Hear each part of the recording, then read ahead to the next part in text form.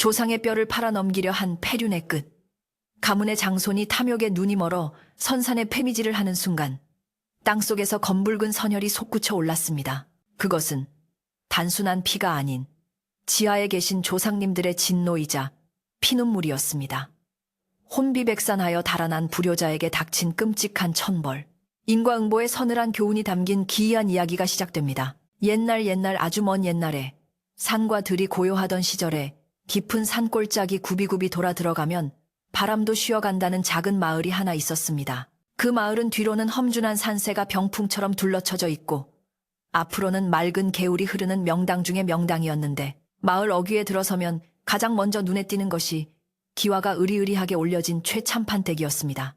세월의 흔적이 묻어 기와 틈새마다 이끼가 파릇하게 돋아났지만 여전히 위풍당당한 기세를 뽐내며 마을을 굽어보고 있는 그 집은 오랜 시간 동안 마을 사람들에게 경외의 대상이자 자랑거리였습니다. 하지만 지금은 그 넓은 마당에 아이들 뛰노는 소리는 끊긴 지 오래고 오직 바람에 흔들리는 풍경 소리만이 정막을 깨우며 집주인이 떠난 빈자리를 쓸쓸하게 채우고 있을 뿐이었습니다. 주인이 떠나고 텅 비어버린 이 커다란 기와집을 홀로 지키고 있는 사람은 머리가 하얗게 센 늙은 하인 덕노였습니다. 덕노는 평생을 최참판댁에서 마당을 쓸고 소를 먹이며 살아온 사람으로 그의 등은 굽은 소나무처럼 휘어졌고 손마디는 옹이처럼 굵어졌지만 눈빛만은 여전히 맑고 깊어 집안의 대소사를 묵묵히 챙기던 예전의 총기를 잃지 않고 있었습니다. 그는 매일 새벽 동이 트기도 전에 일어나 차가운 물로 세수를 하고 정갈한 옷 매무새를 갖춘 뒤 마당으로 나서는 것으로 하루를 시작했습니다.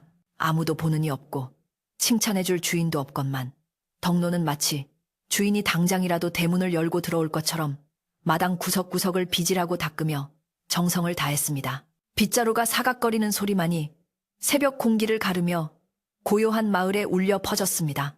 덕노가 이토록 지극정성으로 빈집을 돌보는 이유는 단 하나. 돌아가신 옛 주인 최참판과의 약속 때문이었습니다. 최참판은 임종 직전 덕노의 손을 꼭 잡고 서울로 유학 간 장손 상훈이 언젠가 훌륭한 사람이 되어 돌아올 것이니 그때까지 집과 조상의 묘소를 잘 지켜달라고 간곡히 부탁했었습니다. 덕노에게 그 유언은 법보다 무겁고 목숨보다 소중한 것이었기에 그는 계절이 바뀌고 해가 거듭되어도 불평 한마디 없이 그 약속을 지키고 있었습니다. 그는 마당을 쓸다가도 허리를 펴고 뒷산을 올려다보곤 했는데 그곳에는 최씨 집안의 조상들이 잠들어 있는 선산이 자리 잡고 있었습니다. 명당의 기운이 서려 있다는 그 산줄기는 마을을 포근하게 감싸 안고 있었고 덕노는 그 산을 볼 때마다 마음이 든든해짐과 동시에 알 수 없는 그리움에 젖어들곤 했습니다. 가을 거지가 모두 끝나고 들판이 황금빛에서 회색빛으로 변해가는 늦가을 무렵이 되면 덕노의 일상은 더욱 분주해지곤 했습니다. 겨울이 오기 전에 문풍지를 새로 바르고 아궁이를 손질해야 했으며 무엇보다 뒷산에 모셔진 조상님들의 묘소가 겨울바람에 상하지 않도록 때를 입히고 주변을 정리해야 했기 때문입니다. 덕노는 지게에 낙과 사미를 챙겨 짊어지고 익숙한 산길을 올랐는데 발에 채는 낙엽 소리가 바스락거릴 때마다 그는 서울 가 있는 상훈 도련님 생각을 떨칠 수가 없었습니다. 도련님이 떠난 지 10년이 넘도록 소식 한 통 없었지만 덕노는 도련님이 분명 집안을 일으켜 세울 큰 인물이 되어 금에 환향할 것이라 굳게 믿고 있었습니다. 마을 사람들 사이에서는 상훈이 사업에 실패해 빚더미에 앉았다는 흉흉한 소문이 돌기도 했지만 덕노는 그런 말을 들을 때마다 귀를 씻어내듯 고개를 저으며 부정했습니다. 선산에 오르면 덕노는 제일 먼저 최참판의 묘소 앞에 넙죽 절을 올리고는 마치 살아있는 사람에게 말을 걸듯 다정한 목소리로 인사를 건네곤 했습니다. 대감마님, 밤새 평안하셨습니까? 올해도 어김없이 찬 바람이 불기 시작하네요. 아랫목 따뜻하게 데워놓을 테니 꿈에라도 한번 다녀가십시오. 덕노의 목소리는 산새 소리에 섞여 허공으로 흩어졌지만 그는 대감마님이 자신의 말을 듣고 빙그레 웃고 계실 거라 생각했습니다. 묘소 주변에는 자풀 하나 없이 깨끗하게 정리되어 있었는데 이는 덕노가 비가 오나 눈이 오나 수시로 올라와 풀을 뽑고 돌을 골라낸 덕분이었습니다. 묘를 둘러싼 늙은 소나무들은 마치 호위무사처럼 늠름하게 서서 덕노의 정성을 지켜보고 있었고 덕노는 그 소나무 껍질을 거친 손으로 쓰다듬으며 지난 세월의 회포를 풀기도 했습니다. 어느 날은 마을 아래 사는 김노인이 산을 내려오는 덕노를 마주치고는 혀를 차며 말을 걸어왔습니다. 이복의 덕노, 자네도 이제 늙어 기력이 쇠한 게 보이는데 언제까지 그 빈집 귀신 노릇을 할 텐가? 서울 간 상훈이는 곱빼기도 안 비치는데 자네 혼자 이 고생을 해서 무엇하나? 김노인의 말에는 안타까움이 묻어 있었지만 덕노는 사람 좋은 웃음을 지으며 대답했습니다. 무슨 섭섭한 말씀을 그리 하시오. 도련님이 오시면 편히 쉬셔야 할 텐데 집이 흉가가 되어 있으면 조상님들을 어찌 뵙겠소. 내 몸 하나 고단한 건 아무것도 아니오. 덕노의 대답에 김노인은 더 이상 말을 잇지 못하고 고개를 절레절레 흔들며 돌아섰지만 덕노의 마음속에는 설명할 수 없는 단단한 심지가 박혀 있었습니다. 그것은 단순한 충성심을 넘어 자신이 지켜야 할 가치와 도리에 대한 확고한 믿음이었습니다. 해가 서산으로 뉘엿뉘엿 넘어가고 땅거미가 내려앉을 때쯤이면 최참판댁의 굴뚝에서는 하얀 연기가 피어올랐습니다. 덕노는 아무도 없는 사랑방 아궁이에 장작을 밀어넣으며 불을 지폈는데 타닥타닥 타오르는 장작 소리가 빈방의 정막을 달래주었습니다. 그는 아랫목이 뜨끈해질 때까지 불을 조절하며 혹시나 오늘 밤이라도 도련님이 불쑥 찾아오지 않을까 하여 대문을 빗장도 걸지 않은 채 살짝 열어두곤 했습니다. 방 안의 윗목에는 주인이 쓰던 벼루와 붓이 먼지 하나 없이 가지런히 놓여 있었고 벽에 걸린 족자 속에 산수하는 변함없는 자연의 이치를 말해주듯 고요하게 덕노를 내려다보고 있었습니다. 덕노는 방 한가운데 앉아 주인의 채취가 남아있는 듯한 공기를 깊이 들이마시며 오늘 하루도 무사히 집을 지켜냈다는 안도감에 잠시 눈을 감았습니다. 마을의 밤은 깊어만 가고 멀리서 들려오는 개 짖는 소리가 산메아리가 되어 돌아올 때면 덕노는 호롱불을 켜고 낡은 이불을 폈습니다. 창호지 문 너머로 달빛이 은은하게 스며들면 그는 머리맡에 놓인 물 한 그릇을 보며 기도를 올렸습니다. 비단 최참판댁의 안녕뿐만 아니라 이 마을 전체의 평안과 멀리 타지에 나가 있는 모든 자식들의 무사를 비는 덕노의 기도는 투박하지만 진심이 가득 담겨 있었습니다. 바람이 거세게 불어 문풍지가 떨릴 때면 그는 혹여나 조상님 묘소의 때가 날아가지나 않았을까 걱정되어 잠을 설치기도 했지만 산신령님이 굽어 살펴주시리라 믿으며 다시 잠을 청하곤 했습니다. 그의 꿈속에서는 언제나 활기찼던 옛날의 최참판댁 마당이 펼쳐졌고 그곳에는 젊은 시절의 주인과 어린 상훈 도련님이 환하게 웃고 있었습니다. 그러던 어느 날 마을 어귀의 당산나무 아래에 낯선 사람들이 모여 웅성거리는 모습이 보였습니다. 평소 외부인의 발길이 드문 산골 마을이라 낯선 이의 등장은 금세 마을 사람들의 이목을 집중시켰습니다. 덕노는 빗자루질을 멈추고 대문 밖으로 고개를 내밀어 그들의 동태를 살폈는데 양복을 입은 사내들이 지도를 펴들고 뒷산을 가리키며 무언가 심각하게 이야기를 나누고 있었습니다. 그들의 표정은 어딘가 탐욕스러워 보였고 산을 바라보는 눈빛이 예사롭지 않아 덕노의 가슴 한구석이 덜컥 내려앉았습니다.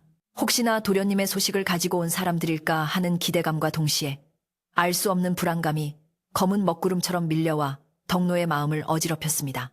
그는 빗자루를 꽉 쥔 손에 힘을 주며 그들이 누구인지 왜 하필이면 조상님들이 계신 선산을 가리키고 있는지 의아해했습니다. 덕노가 조심스럽게 그들에게 다가가려 할 때 마을 이장이 헐레벌떡 뛰어오며 덕노를 불렀습니다.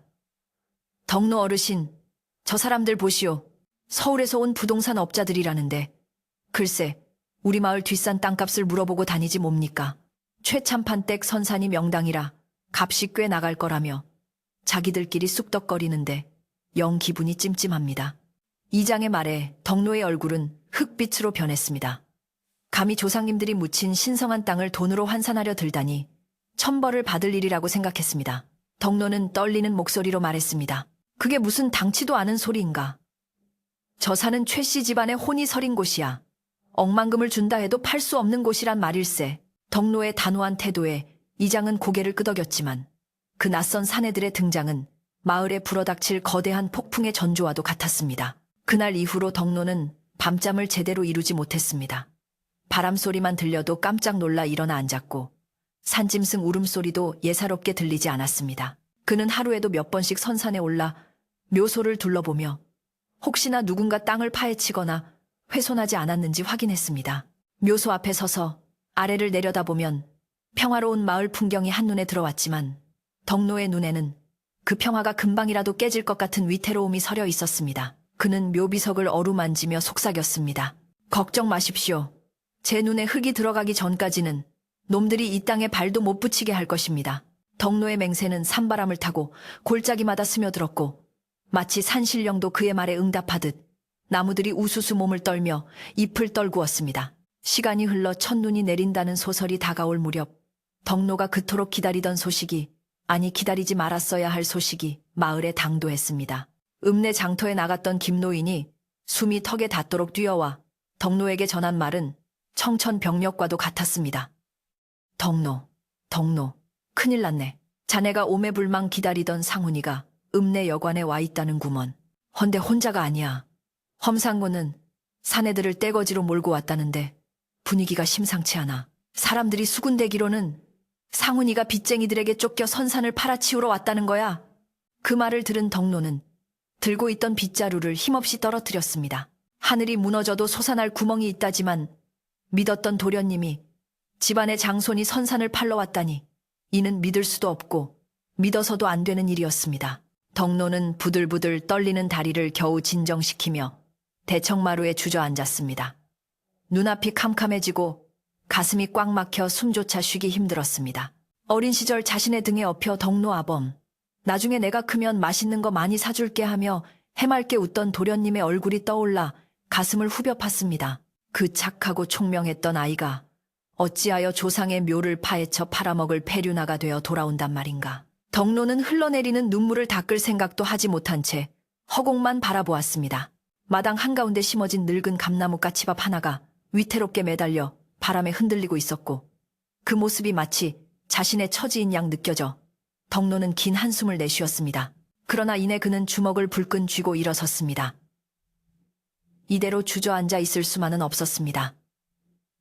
무슨 일이 있어도 조상님들의 묘소를 지켜내야만 했습니다. 덕노는 옷매무새를 다시 고쳐 입고 비장한 각오로 사랑방 깊숙이 보관해 두었던 문서함을 꺼냈습니다. 그 안에는 최참판이 남긴 유언장과 집안의 내력이 적힌 족보가 들어 있었습니다. 비록 자신이 하인의 신분이지만 도련님이 잘못된 길로 들어서려 한다면 목숨을 걸고서라도 막아서야 한다고 생각했습니다. 그는 집신끈을 단단히 동여매고 읍내로 나갈 채비를 했습니다.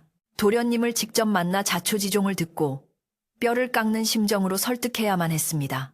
대문을 나서는 덕노의 발걸음은 그 어느 때보다 무겁고 비장했으며 등 뒤로 불어오는 차가운 바람이 그의 옷자락을 사정없이 휘감았습니다. 하늘은 금방이라도 눈이 쏟아질 듯 잿빛으로 흐려져 있었고 멀리서 들려오는 까마귀 울음소리가 불길하게 귓가를 맴돌았습니다. 마을 어귀를 지나 신장로로 접어들자 낯선 검은색 승용차 한 대가 먼지를 일으키며 마을 쪽으로 들어오는 것이 보였습니다. 덕노는 직감적으로 그 차에 도련님이 타고 있음을 알 수 있었습니다. 차가 가까워질수록 덕노의 심장은 쿵쾅거렸고 그는 길 한가운데 서서 차를 가로막았습니다. 끼익하는 소음과 함께 차가 멈춰섰고 운전석 창문이 내려가며 험상추는 사내의 얼굴이 나타났습니다. 뭐야, 이 늙은이는 죽고 싶어 환장했나. 사내의 고함 소리에도 덕노는 꿈쩍도 하지 않고 뒷좌석을 향해 소리쳤습니다.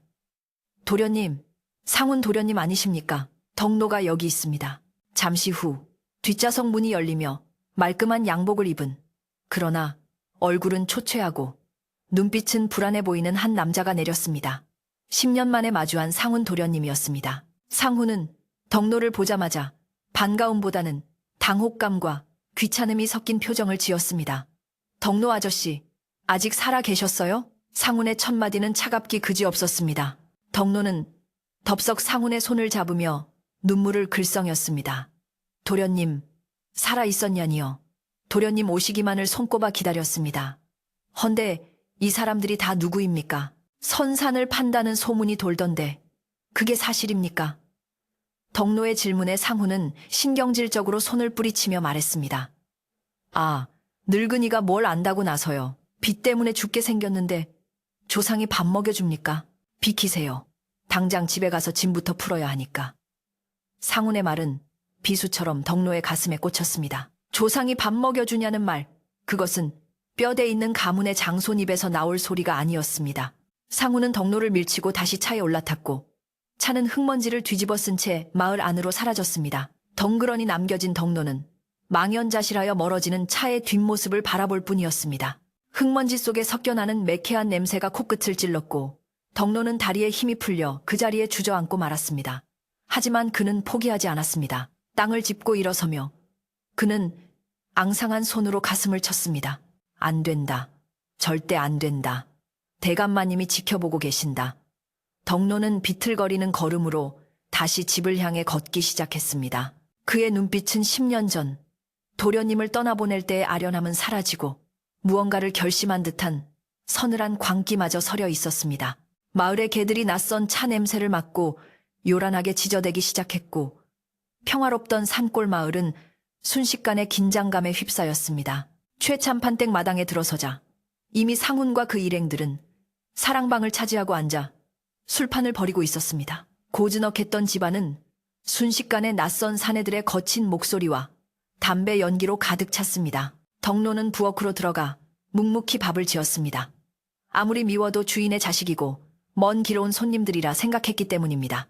하지만 밥을 짓는 그의 손은 분노로 떨리고 있었고 아궁이의 불길은 마치 덕로의 속마음처럼 활활 타올랐습니다.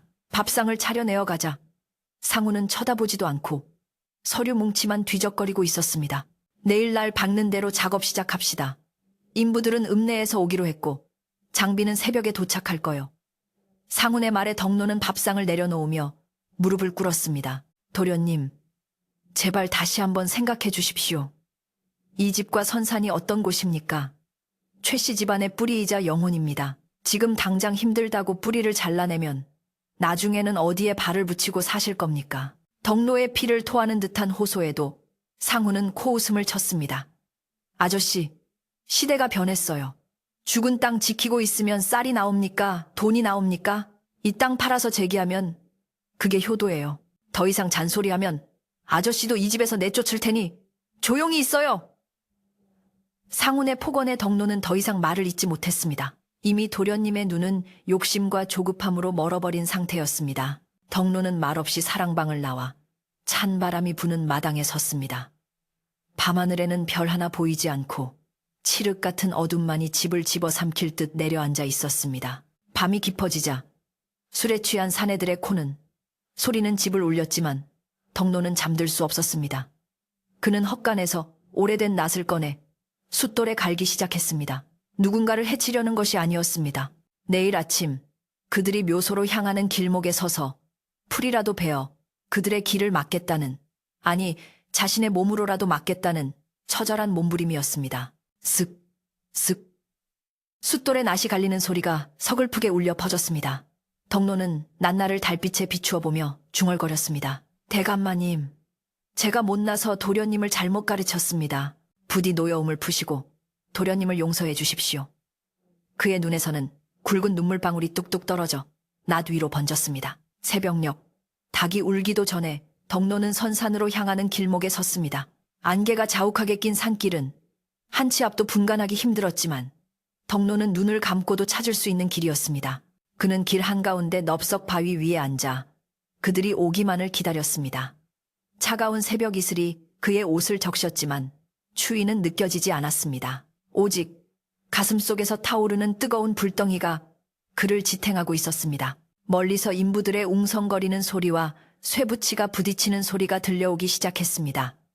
올 것이 왔구나. 덕로는 지팡이를 짚고 천천히 일어섰습니다. 안개 속에서 상훈과 인부들의 형체가 희미하게 드러났고 덕로는 그들을 향해 마지막 경고를 하듯 두 팔을 벌려 길을 막아섰습니다. 상훈은 길을 막고 선 덕로를 보고 미간을 찌푸렸습니다. 아저씨, 진짜 왜 이래요? 노막 났어요? 비키세요. 상훈이 덕로를 밀치려 하자 덕로는 바위처럼 버티고 서서 외쳤습니다. 내 시체를 넘고 가십시오. 그러기 전에는 절대 못 올라갑니다. 덕로의 기세에 인부들이 주춤하며 뒤로 물러섰습니다. 늙은 노인의 몸에서 뿜어져 나오는 기운이 예사롭지 않았기 때문입니다. 상훈은 씩씩거리며 덕로의 멱살을 잡았습니다. 좋아, 어디 한번 해보자는 거야. 당신이 뭔데 주인이 하려는 일을 막아. 상훈의 눈에는 살기가 돌았고 덕로는 슬픈 눈으로 그런 도련님을 바라보았습니다. 그때였습니다. 산 위에서 까마귀 떼가 새까맣게 날아오르며 기이한 울음소리를 내질렀고 순간 주변의 공기가 서늘하게 바뀌며 모두의 등골을 오싹하게 만들었습니다.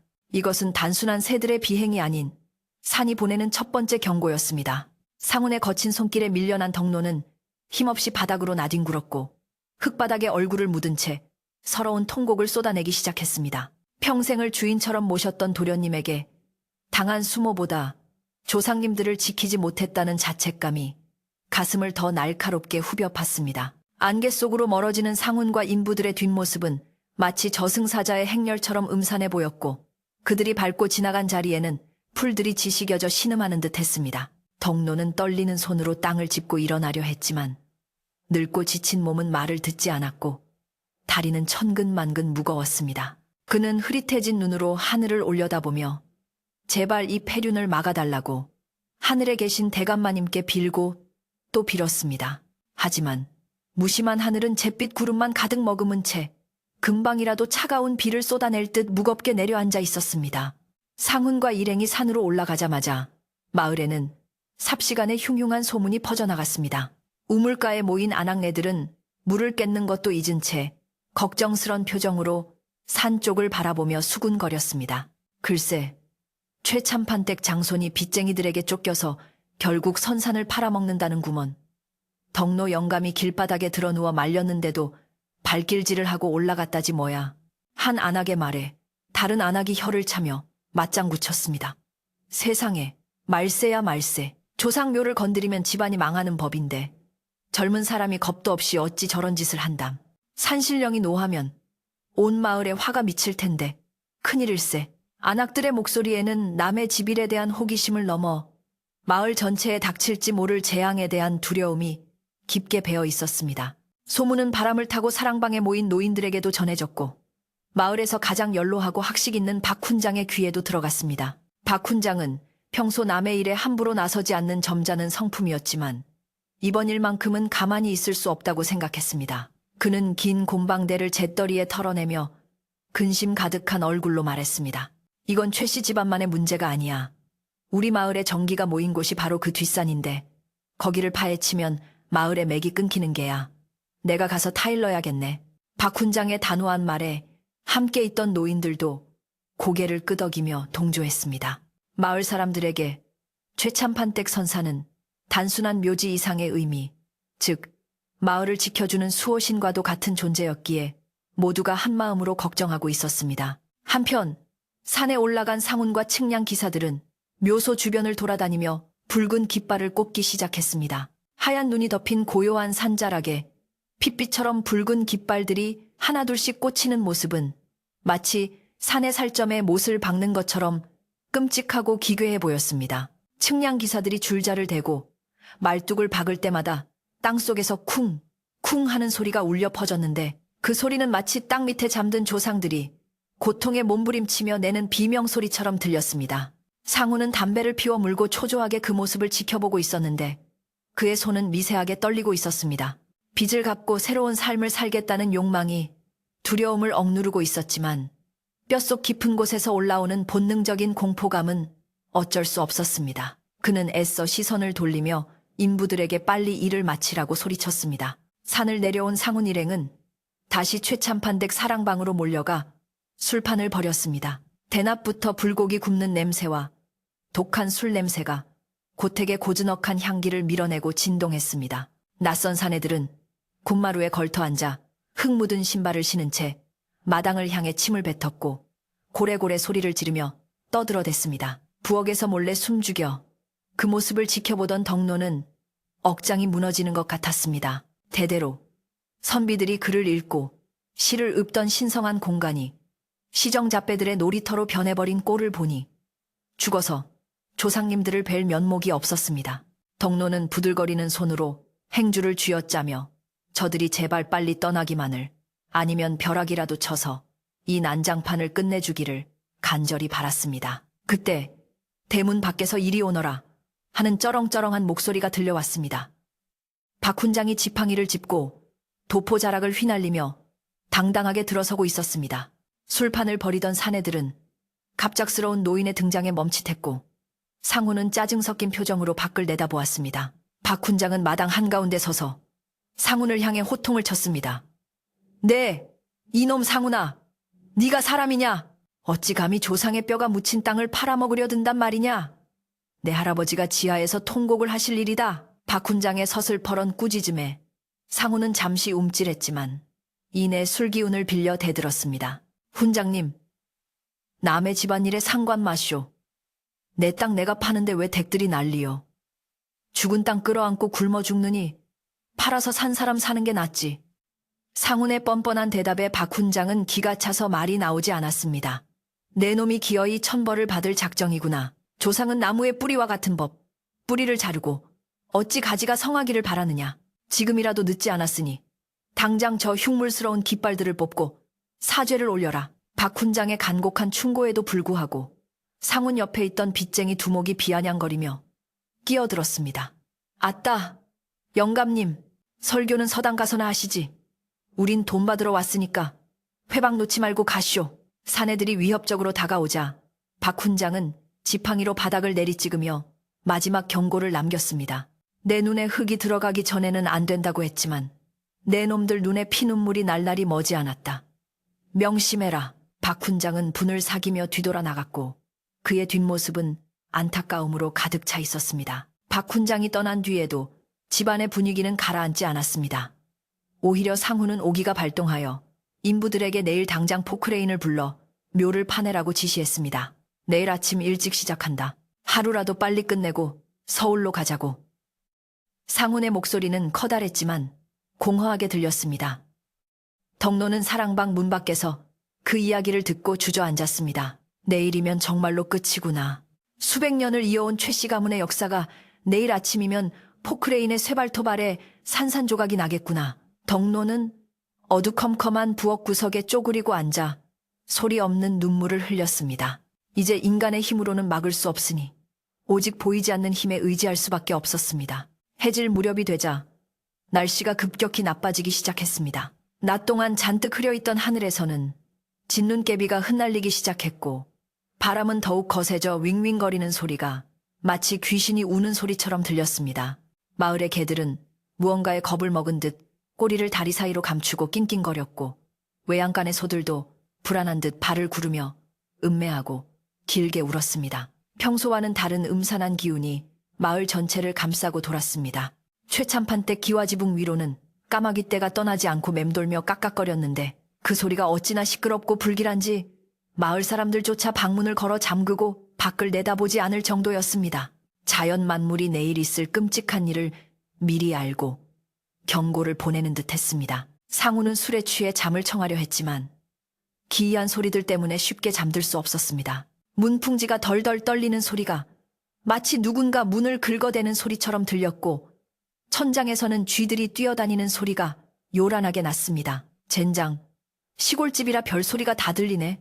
상우는 이불을 머리끝까지 뒤집었었지만 등골이 오싹해지는 느낌은 사라지지 않았습니다. 그는 자신이 지금 하고 있는 일이 옳은 것인지 정말로 괜찮은 것인지에 대한 의심이 스멀스멀 피어올랐지만 빚쟁이들의 독촉과 돈에 대한 욕심이 그 의심을 억지로 눌러버렸습니다. 내일만 지나면 돼. 내일만. 그는 주문을 외우듯 중얼거리며 억지로 눈을 감았습니다. 같은 시각 덕노는 조상님들의 위패가 모셔진 사당으로 들어갔습니다. 그는 향을 피우고 정화수 한 그릇을 올린 뒤 차가운 마룻바닥에 엎드려 밤새 기도를 올렸습니다. 조상님, 불쌍한 도련님을 용서해 주십시오. 제가 죽어서라도 이 죄를 씻겠습니다. 부디 노여움을 거두시고 도련님을 깨우쳐 주십시오. 향연기가 피어오르며 사당 안을 가득 채웠고 촛불은 바람이 없는데도 심하게 요동치며 타올랐습니다. 덕노의 간절한 기도 소리는 밤새도록 끊이지 않았고 그의 눈물은 마룻바닥을 적시고 또 적셨습니다. 그는 알고 있었습니다. 내일 묘를 파헤치는 순간 돌이킬 수 없는 일이 벌어질 것이라는 것을. 그의 기도는 재앙을 막기 위한 것이 아니라 닥쳐올 재앙을 조금이라도 줄여보려는 처절한 몸부림이었습니다. 밤이 깊어 자정이 넘어가자 기이한 일은 더욱 심해졌습니다. 마당 한가운데 있는 우물에서 갑자기 물이 끓어오르는 듯한 소리가 나기 시작했고 닫혀있던 헛간문이 저절로 삐걱거리며 열렸다가 다치기를 반복했습니다. 술에 취해 사랑방에서 자던 빚쟁이 중 한 명이 화장실을 가려고 나왔다가 헛것을 보고 비명을 지르며 다시 방으로 뛰어들어갔습니다. 으악, 저기 대문 앞에 하얀 소복을 입은 여자가 서 있었어. 그의 호들갑에 다른 일행들이 깨어나 밖을 내다보았지만 아무것도 없었습니다. 이 멍청한 놈이 술이 과했나. 헛것을 보고 난리야. 동료들은 그를 타박하며 다시 자리에 누웠지만 모두의 마음속에는 알 수 없는 공포가 자리 잡았습니다. 상훈 역시 그 소리에 잠이 깼지만 무서워서 밖을 내다볼 엄두조차 내지 못했습니다. 새벽이 다가오면서 바람 소리는 더욱 거세져 흡사 태풍이라도 부는 것 같았습니다. 최참판댁 뒤뜰에 서 있는 오래된 대나무 숲이 서로 부딪히며 내는 소리는 칼과 칼이 부딪히는 소리처럼 날카로웠습니다. 덕노는 사당에서 나와 마당을 서성거렸습니다. 하늘은 여전히 캄캄했고 별 하나 보이지 않았습니다. 그는 본능적으로 느꼈습니다. 산이 울고 있다는 것을, 땅이 분노하고 있다는 것을. 그는 마지막으로 도련님을 설득해보기로 결심하고 사랑방 문 앞으로 다가갔습니다. 도련님, 일어나셨습니까? 제발 부탁입니다. 오늘 일은 멈추셔야 합니다. 밖의 기운이 예사롭지 않습니다. 덕노의 목소리는 떨리고 있었지만 간절했습니다. 방 안에서 상훈의 짜증 섞인 목소리가 흘러나왔습니다. 아, 새벽부터 또 왜 이래요? 재수없게 자꾸 굿하는 소리 하지 말고 꺼져요. 상훈은 문을 벌컥 열고 나와 덕노를 노려보았습니다. 그의 눈은 핏발이 서 있었고 얼굴은 하얗게 질려 있었습니다. 공포를 감추기 위해 더욱 악을 쓰는 모습이었습니다. 오늘 묘 파고 땅 팔아서 나갈 거니까 아저씨도 짐 싸요. 이 집도 곧 팔릴 거니까. 상훈의 모진 말에 덕노는 가슴이 미어지는 것 같았지만 물러서지 않고 상훈의 바짓가랑이를 잡고 매달렸습니다. 도련님, 이 늙은이 말 한 번만 들어주세요. 꿈자리가 너무 사납습니다. 오늘 하루만이라도 미루십시오. 제발요. 덕노의 애원은 처절했지만 상훈은 매몰차게 발을 빼며 덕노를 뿌리쳤습니다. 상훈에게 밀려 넘어진 덕노는 흙바닥에 주저앉아 멍하니 허공을 바라보았습니다. 이제 정말 끝이구나. 어떤 말도, 어떤 징조도 욕심의 눈먼 자를 멈출 수는 없구나. 덕노는 체념한 듯 깊은 한숨을 내쉬었습니다. 그때 동쪽 하늘이 붉게 물들기 시작했지만 그 빛깔은 희망찬 아침의 태양이 아니라 마치 핏빛처럼 검붉고 탁했습니다. 산 너머에서 웅웅거리는 기계 소리가 들려오기 시작했습니다. 인부들이 읍내에서 빌려온 포크레인이 마을로 들어오고 있는 것이었습니다. 쇠로 만든 거대한 괴물이 땅을 울리며 다가오는 소리에 덕노는 귀를 막고 눈을 질끈 감았습니다. 마을의 아침은 밝았지만 그 어느 때보다 어둡고 무거운 공기가 최참판댁을 짓누르고 있었습니다. 포크레인이 마당 앞까지 들어오자 상우는 의기양양하게 밖으로 나왔습니다. 거대한 기계를 보자 든든해진 듯 밤새 떨었던 공포는 사라지고 탐욕스러운 눈빛만이 번들거렸습니다. 자, 가자. 오늘 안에 다 끝내버리자고. 상훈이 앞장서고 인부들이 장비를 챙겨 뒤를 따랐습니다. 덕노는 그들의 뒤를 따를 기력조차 없어 대문 기둥을 잡고 서서 그들을 바라보았습니다. 마을 사람들도 하나둘씩 집 밖으로 나와 멀찌감치 서서 그 행렬을 지켜보았습니다. 아무도 말을 거는 사람은 없었습니다. 그저 안타깝고 두려운 눈빛으로 미친 짓을 하러 가는 사람들을 바라볼 뿐이었습니다. 산으로 향하는 길목에 꽂힌 붉은 깃발들이 바람에 미친 듯이 펄럭이며 마치 오지 마라, 오지 마라 손사래를 치는 듯 했습니다. 상훈과 인부들이 이끄는 포크레인은 요란한 굉음을 내며 마을 길을 지나 산 입구로 들어섰습니다. 쇠로 만든 거대한 궤도가 흙바닥을 지식이는 소리는 마치 산의 살점을 도려내는 비명처럼 들렸고 그 소리에 놀란 산새들은 일제히 숲 밖으로 날아올라 하늘을 어지럽게 맴돌았습니다. 덕노는 그 처참한 광경을 차마 눈뜨고 볼 수 없어 고개를 돌렸지만 귓가에 울리는 기계음은 심장을 옥죄어 왔습니다. 마을 사람들은 누구 하나 나서지 못하고 멀찍이서 발만 동동 구르며 지켜보았는데 이는 최참판댁의 위세가 두려워서가 아니라 산을 건드리면 마을 전체에 재앙이 닥칠 것이라는 묵은 금기를 어기는 것에 대한 본능적인 공포 때문이었습니다. 상우는 의기양양하게 기사에게 손짓하며 산 위쪽을 가리켰고 포크레인은 검은 매연을 내뿜으며 가파른 산길을 오르기 시작했습니다. 하지만 산은 그리 호락호락하게 길을 내어주지 않을 기세였습니다. 산 중턱, 상여집이 있는 고개에 다다랐을 때였습니다. 잘 올라가던 포크레인이 갑자기 털럭거리는 소리를 내더니 그 자리에 멈춰서고 말았습니다. 운전기사가 당황하여 시동을 다시 걸어보려 했지만 엔진은 거친 숨을 몰아쉬듯 컥컥거리기만 할 뿐 다시 살아나지 않았습니다. 이거 왜 이래? 기름도 가득 채웠는데. 기사가 내려서 엔진 덮개를 열어보았지만 멀쩡하던 기계가 원인 모를 이유로 먹통이 되어버린 것이었습니다. 상우는 얼굴을 붉히며 소리쳤습니다. 뭐 하는 거야? 빨리 고쳐. 시간 없다고. 그러나 기사는 고개를 갸웃거리며 난감한 표정을 지을 뿐이었습니다. 마치 산신령이 거대한 손으로 기계의 목덜미를 잡아챈 듯 포크레인은 꼼짝도 하지 않고 길을 막고 서 있었습니다. 결국 상우는 결단을 내려야 했습니다. 기계가 갈 수 없다면 사람이 직접 올라가야만 했습니다. 그는 인부들에게 삽과 과미를 챙겨들라고 지시했습니다. 여기서부터는 걸어간다. 장비 챙겨. 오늘 안에 무조건 끝내야 하니까 서둘러. 인부들은 투덜거리며 무거운 장비들을 어깨에 메고 산길을 오르기 시작했습니다.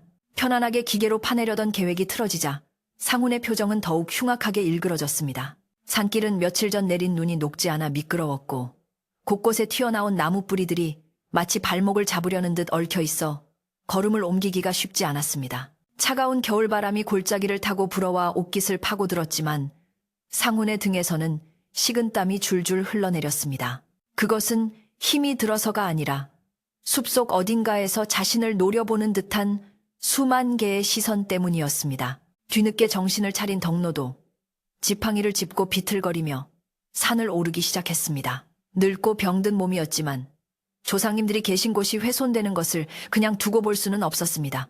덕노가 산길을 오르는 동안 숲은 기이할 정도로 고요했습니다. 평소라면 다람쥐가 뛰놀고 산새들이 지저귀었을 숲이 오늘은 숨소리 하나 들리지 않는 죽음의 숲처럼 적막강산이었습니다. 오직 인부들의 거친 숨소리와 상훈의 욕설만이 그 고요를 찢고 있었습니다. 덕노는 숨이 턱까지 차올랐지만 쉬지 않고 걸었습니다. 한 걸음 뗄 때마다 마음속으로 연부를 외우며 부디 도련님이 마음을 돌리게 해달라고 아니면 산신령님이 이들을 쫓아내달라고 빌었습니다. 그의 집신은 이미 진흙투성이가 되었고 바짓단은 가시덤불에 찢겨 나갔지만 그는 아랑곳하지 않았습니다. 드디어 상훈 일행이 묘소 앞에 도착했습니다. 명당이라 불리는 그곳은 양지 바른 곳임에도 불구하고 오늘은 왠지 모를 서늘한 냉기가 감돌고 있었습니다. 묘소를 둘러싼 소나무들은 검푸른 빛을 띠며 웅장하게 서 있었지만 가지들이 바람에 흔들리는 모습이 마치 화가 난 사람이 팔을 휘두르는 것처럼 위협적으로 보였습니다. 상훈은 묘소 앞에 서서 잠시 주춤했습니다. 어릴 적 할아버지 손을 잡고 와서 절을 올리던 기억이 스쳐 지나갔기 때문입니다.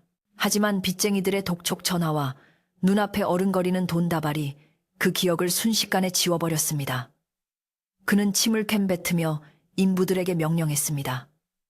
자, 시작해. 봉분부터 허물고 관을 꺼낸다. 그의 목소리는 묘소의 정적을 깨고 메아리쳐 울렸습니다. 인부들이 쭈뼛거리며 묘소로 다가갔습니다. 아무리 돈을 받고 하는 일이라지만 남의 조상묘, 그것도 뼈대 있는 집안의 선산을 건드리는 일은 찜찜하기 그지없는 노릇이었습니다. 나이 지긋한 인부 십장이 매미를 들고 봉분 옆에 섰습니다. 사장님, 먼저 고수레라도 하고 시작하는 게 좋지 않겠습니까? 산 주인한테 인사는 드려야 뒤탈이 없는 법인데 십장의 조심스러운 제안에 상훈은 버럭 화를 냈습니다.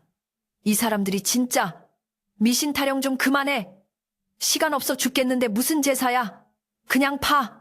상훈의 고집의 십장은 어쩔 수 없다는 듯 구미를 높이 쳐들었습니다.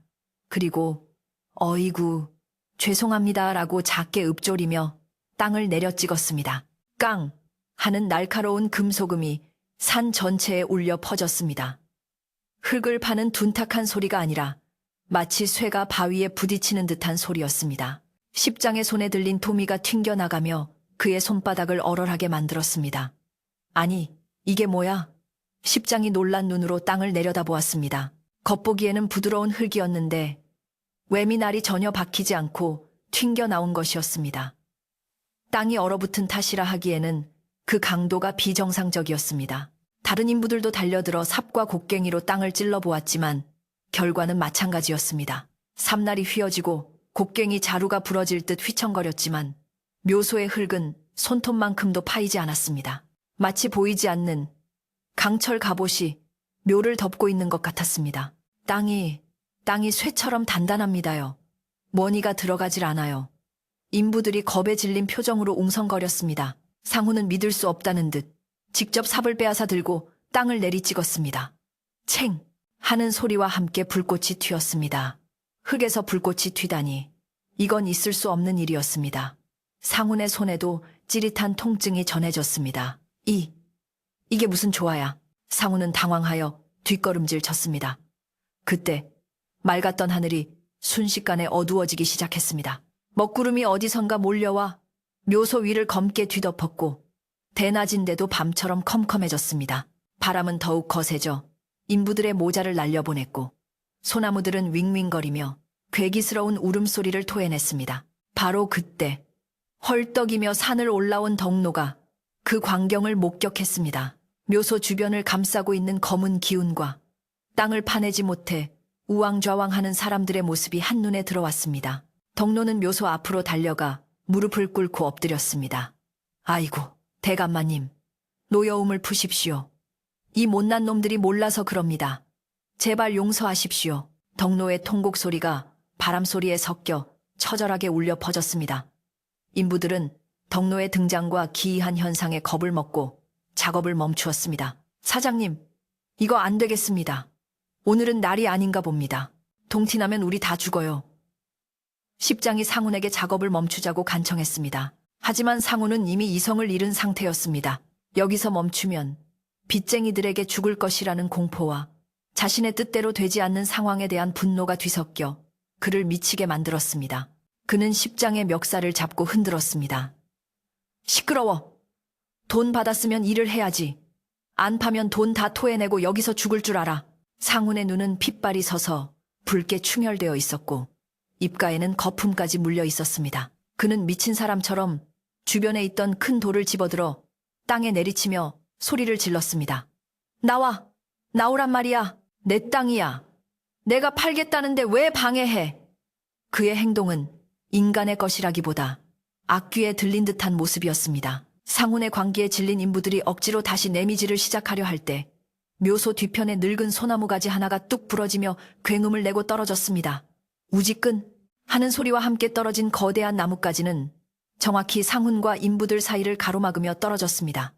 먼지가 피어오르고 사람들은 비명을 지르며 흩어졌습니다. 조금만 더 가까이 있었더라면 누군가 크게 다치거나 죽을 수도 있었던 아찔한 상황이었습니다. 이것은 명백한 경고였습니다. 산신령이 여기서 멈추라고 보내는 마지막 신호였습니다. 인부들은 털썩 주저앉아 벌벌 떨며 살려주세요, 살려주세요를 연발했습니다.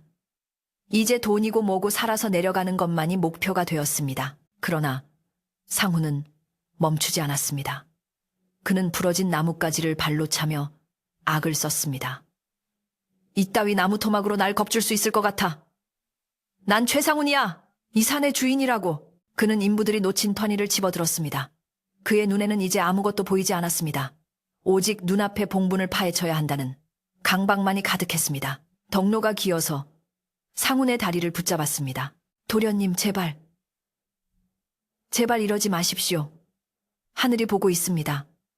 여기서 더 하면 정말 큰일 납니다. 덕노의 손길은 애처로웠지만 상훈은 가차없이 덕노를 발로 차버렸습니다. 덕노는 흙바닥에 나뒹굴며 피를 토했지만 다시 일어나 상훈을 막으려 했습니다. 상훈은 매치를 높이 쳐들고 봉분의 한가운데 바로 할아버지의 관이 묻혀있을 그곳을 향해 다가갔습니다.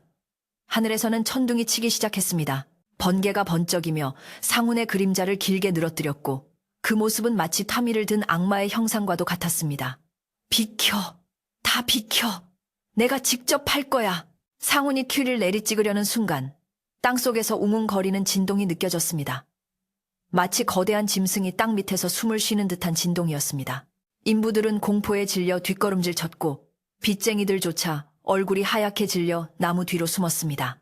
하지만 상훈은 그 진동을 무시했습니다. 아니, 오히려 땅이 자신에게 도전한다고 생각했습니다. 죽은 귀신이 산 사람을 이길 수 없어! 상훈은 비명을 지르며 온 힘을 다해 무미를 내리찍었습니다. 이번에는 무미가 튕겨나가지 않았습니다.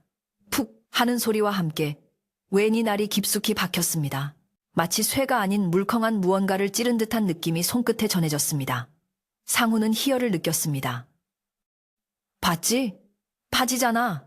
별거 아니라고. 그는 의기양양하게 애미 자루를 비틀어 흙을 들어 올리려 했습니다. 바로 그때였습니다. 구비가 박힌 틈새에서 희뿌연 연기가 피어오르기 시작했습니다. 그 연기에서는 맡아본 적 없는 비릿하고 역겨운 냄새가 났습니다. 썩은 피 냄새와 유황 냄새가 섞인 듯한 악취가 코를 찔렀습니다. 사람들이 코를 막고 헛구역질을 하는 사이 덕노는 눈을 크게 뜨고 그곳을 바라보았습니다. 그는 직감했습니다. 도련님이 건드려서는 안 될 곳을, 땅의 혈맥을 끊어버렸다는 것을. 묘소 주변의 잔디들이 순식간에 누렇게 말라 죽어가기 시작했고 바람은 갑자기 뚝 그치며 무거운 정적이 흘렀습니다. 폭풍전야와도 같은 그 고요 속에서 상훈만이 미친 듯이 웃으며 다시 원희를 들어 올렸습니다. 더 깊이 파서 뼈라도 꺼내주마. 그의 광기는 극에 달했고 이제는 그 누구도 그를 말릴 수 없는 지경에 이르렀습니다. 땅속에서는 꿀럭꿀럭하는 소리가 들려왔습니다. 마치 지하수가 솟아오르려는 듯 아니면 누군가 피를 토해내려는 듯한 소리였습니다. 상훈이 두 번째 과미질을 하기 위해 팔을 들어 올린 순간 과미가 박혔던 자리에 흙이 부풀어 오르기 시작했습니다. 붉은 흙이 마치 살아있는 것처럼 꿈틀거렸고 그 틈새로 붉은 액체가 조금씩 배어나오기 시작했습니다. 그것은 물이 아니었습니다. 끈적하고 검붉은 명백한 피였습니다. 하지만 상우는 그것을 흙탕물이라 생각하며 무시했습니다.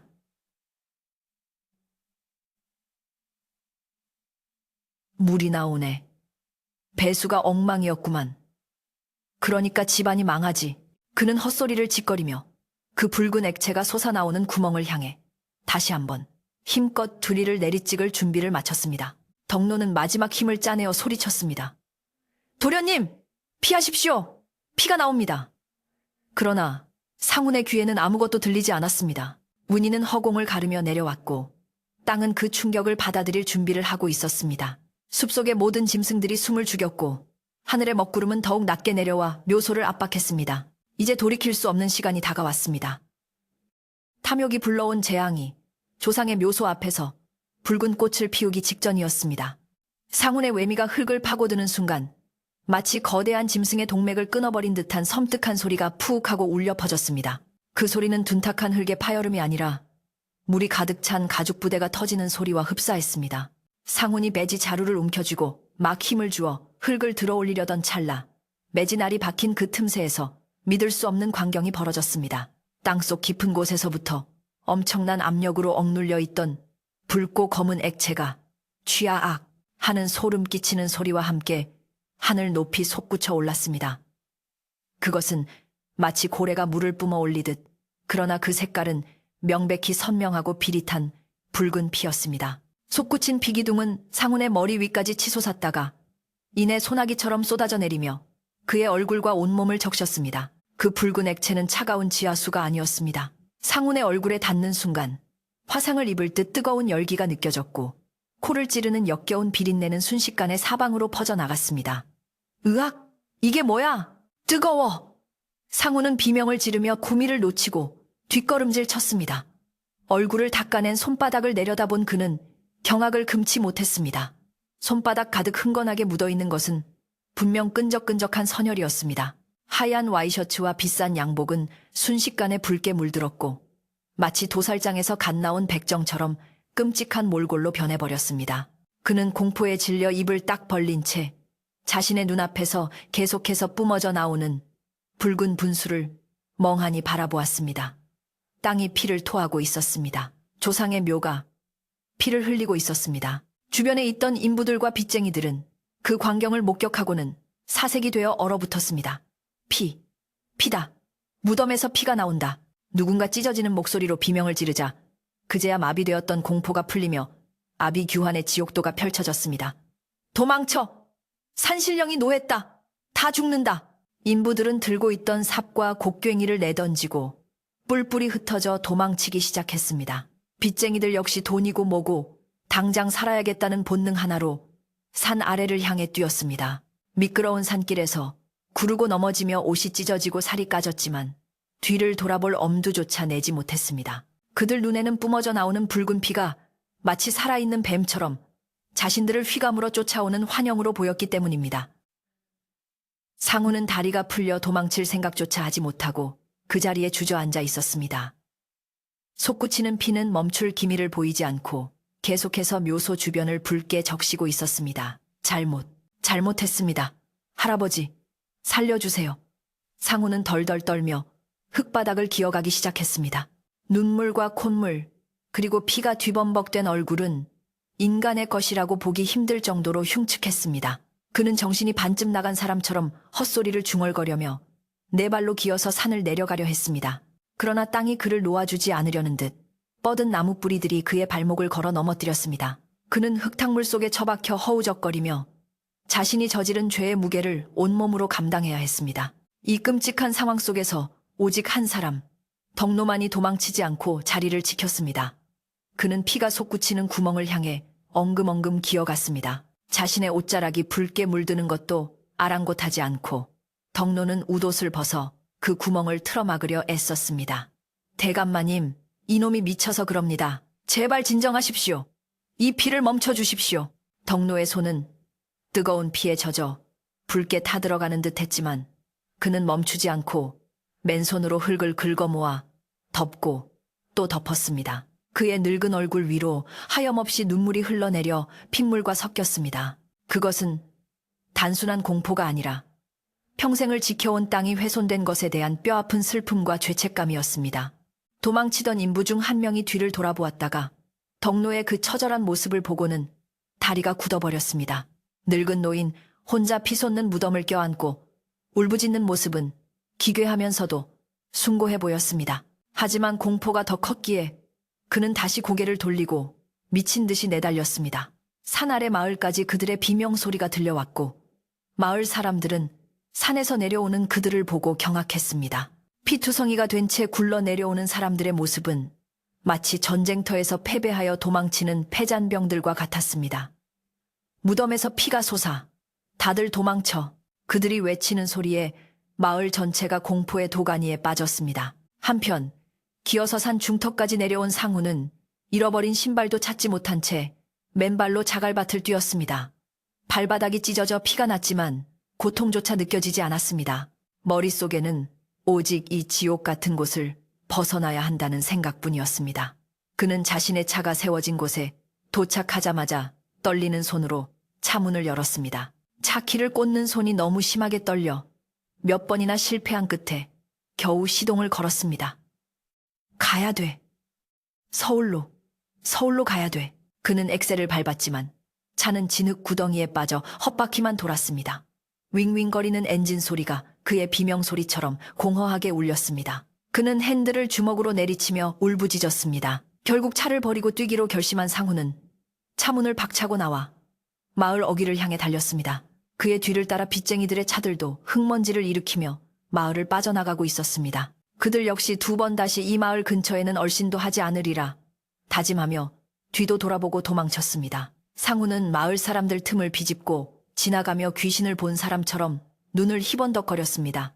마을 사람들은 피칠갑을 한 상운의 모습을 보고 기겁하여 길을 터주었습니다. 그 당당했던 기세는 온데간데 없고 겁에 질린 짐승 한 마리만이 비틀거리며 마을 밖으로 사라져가고 있었습니다. 그것이 마을 사람들이 본 상운의 마지막 모습이었습니다. 상운과 그 일당들이 모두 떠나고 난 뒤 산 위에는 다시 무거운 정적이 찾아왔습니다. 덕노는 탈진하여 묘소 옆에 쓰러져 있었습니다.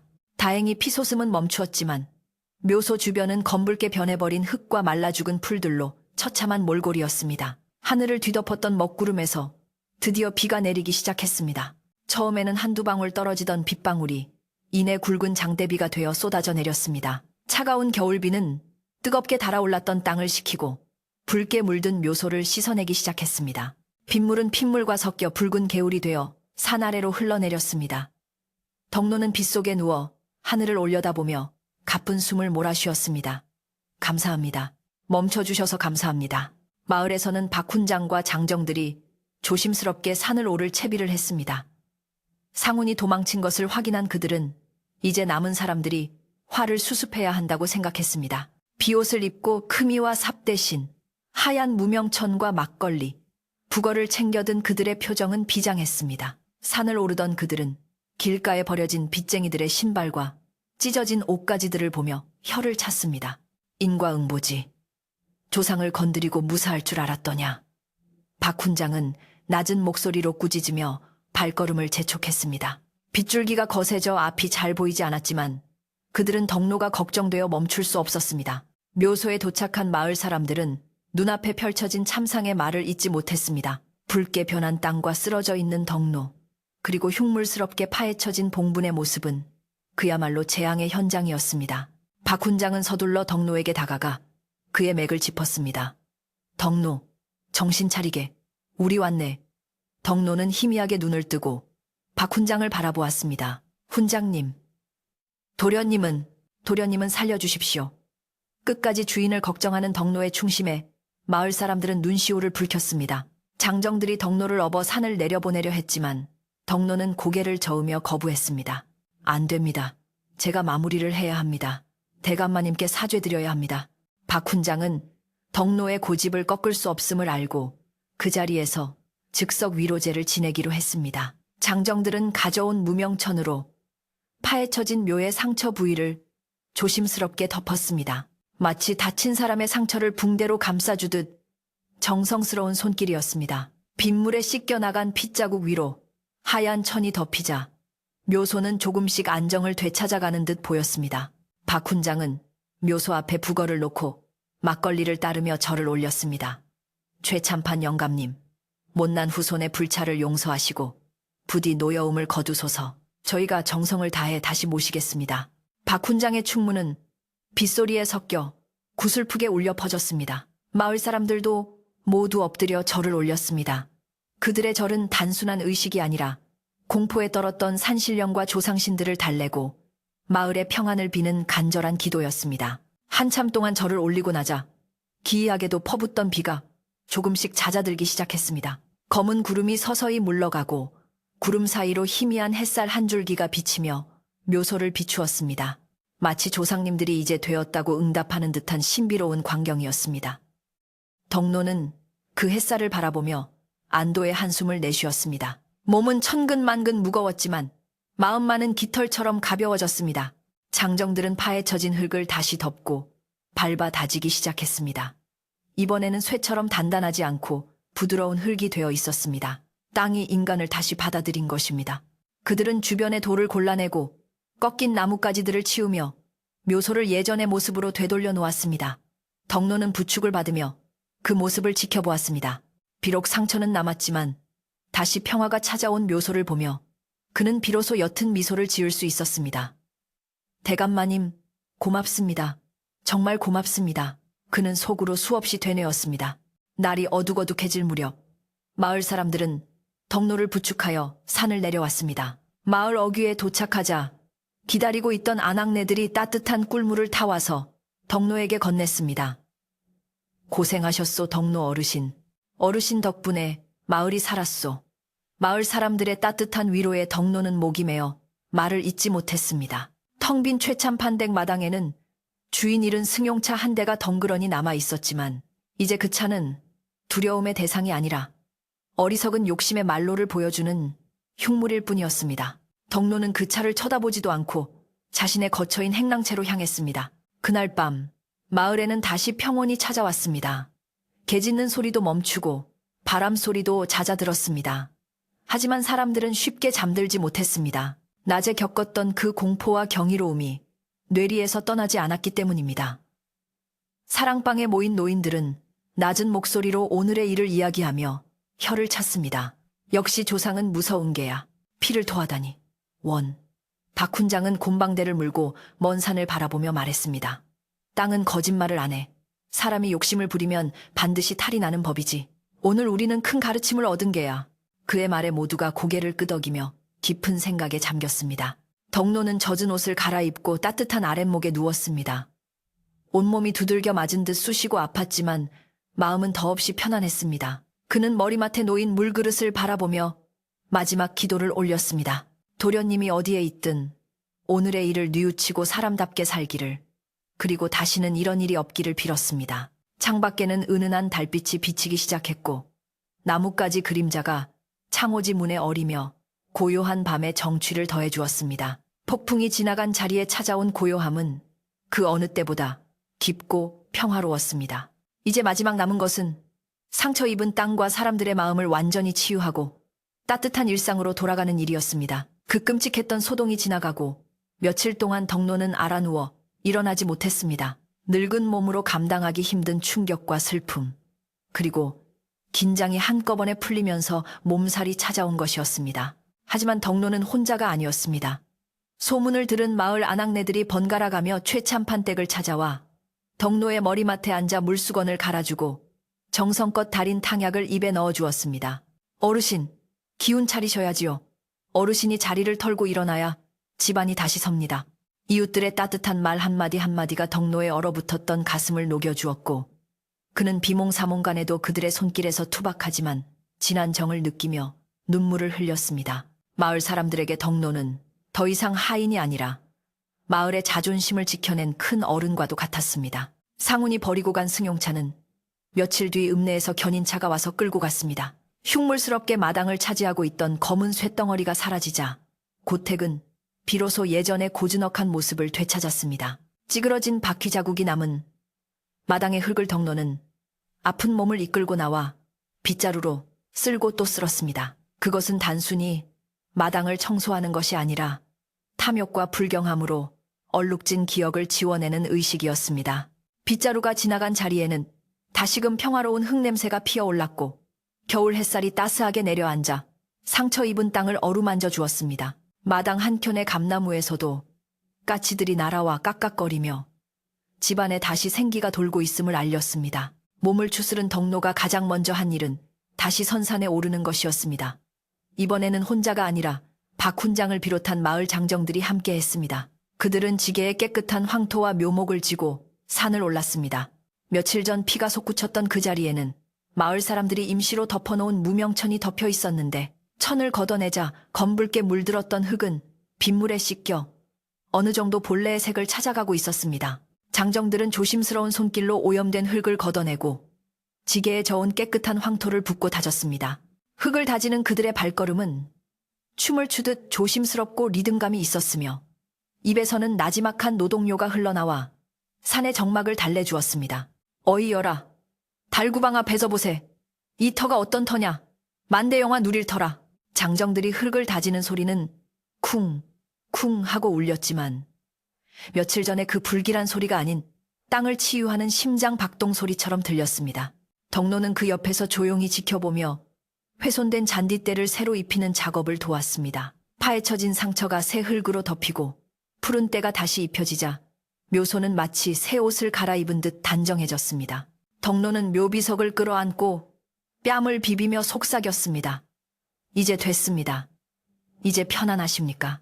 차가운 비석의 감촉이 그날은 유난히 따뜻하게 느껴졌고 바람에 흔들리는 소나무 가지들이 덕노의 어깨를 토닥이는 듯 했습니다. 마을 사람들은 묘소 주변에 잡기를 쫓는다는 엄나무를 몇 그루 심었습니다. 다시는 이런 불미스러운 일이 생기지 않도록 산신령과 조상님을 보호하는 울타리를 만든 셈이었습니다.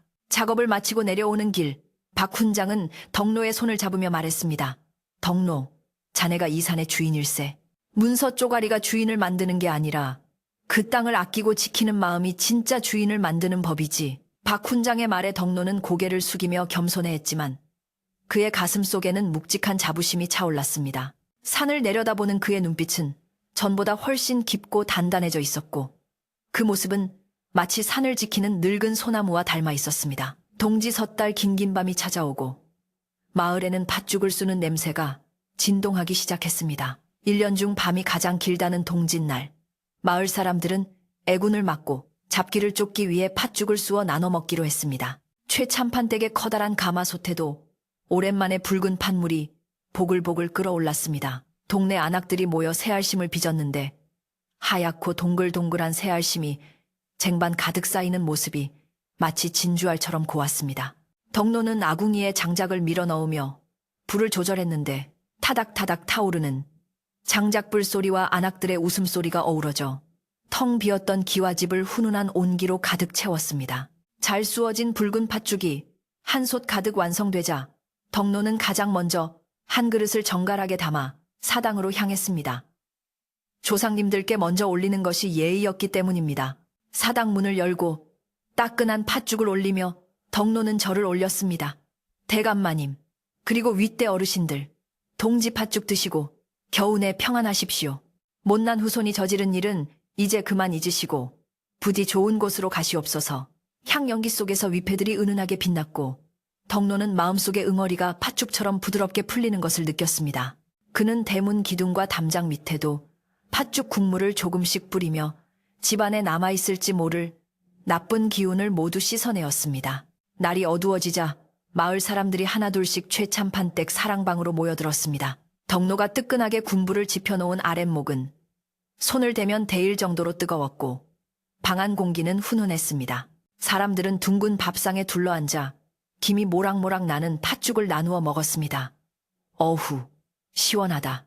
역시 겨울에는 팥죽이 최고지. 후루룩거리는 소리와 함께 달콤하고 쌉싸름한 팥죽이 목을 타고 넘어가며 온몸을 녹여주었습니다. 겉절이 김치를 척 걸쳐 먹는 맛은 그야말로 일품이었고 사람들의 얼굴에는 땀방울과 함께 행복한 미소가 번졌습니다. 며칠 전의 공포는 어느새 옛날이 야기가 되어가고 있었습니다. 이야기꽃이 피어오르자 자연스레 상훈의 이야기가 나왔습니다. 그나저나 상훈이는 어찌 되었을꼬. 소문에는 서울로 도망쳐서 넋나간 사람처럼 지낸다던데. 한 노인이 혀를 차며 말을 꺼냈습니다. 박 훈장이 숟가락을 내려놓으며 점잖게 말했습니다. 산 사람은 살아야지. 아마 평생 잊지 못할 교훈을 얻었을 게야. 그 죄책감이 평생 그를 따라다니겠지만 그것 또한 그가 감당해야 할 몫이지. 우리는 그저 미워하는 마음을 거두고 이 땅이나 잘 지키면 되는 게야. 박 훈장의 말에 모두가 고개를 끄덕였습니다. 분노와 증오보다는 연민과 용서가 그 자리를 채웠고 그것이 바로 흙을 만지고 사는 사람들의 넉넉한 마음이었습니다. 식사가 끝나고 사람들은 찐 고구마와 동치미를 내어놓고 밤이 깊도록 담소를 나누었습니다. 덕노는 방 한 구석에 앉아 그 모습을 흐뭇하게 바라보았습니다. 주인이 떠난 빈집이었지만 오늘만큼은 사람들의 온기로 가득 차 그 어떤 대궐보다 따뜻하고 풍요로워 보였습니다. 그는 생각했습니다. 집이라는 것은 화려한 기와나 기둥이 아니라 그 안에 머무는 사람들의 마음과 정이 모여 만들어지는 것이라고. 그리고 자신이 지켜야 할 것은 단순히 건물이 아니라 조상 대대로 내려온 이러한 정신과 이웃 간의 정이라는 것을 뼈저리게 느꼈습니다. 사람들이 모두 돌아가고 난 뒤 최참판댁에는 다시 깊은 고요가 찾아왔습니다. 하지만 그 고요는 예전처럼 쓸쓸하거나 무서운 정막이 아니었습니다. 포근한 소미불처럼 집 전체를 감싸 안는 평온한 침묵이었습니다. 덕노는 마당으로 나와 밤하늘을 올려다보았습니다. 구름 한 점 없는 맑은 하늘에는 보름달이 휘영청 밝게 떠 있었고 달빛은 마당 가득 은가루를 뿌려놓은 듯 반짝였습니다.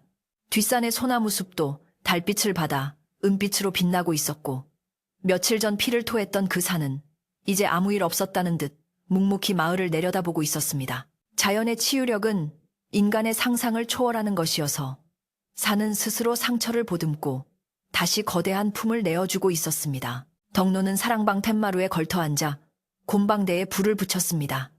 뻐끔뻐끔 피어오르는 담배 연기가 달빛 속으로 흩어졌습니다. 그는 문득 도련님 상훈이 어릴 적 마당에서 뛰어놀던 모습을 떠올렸습니다.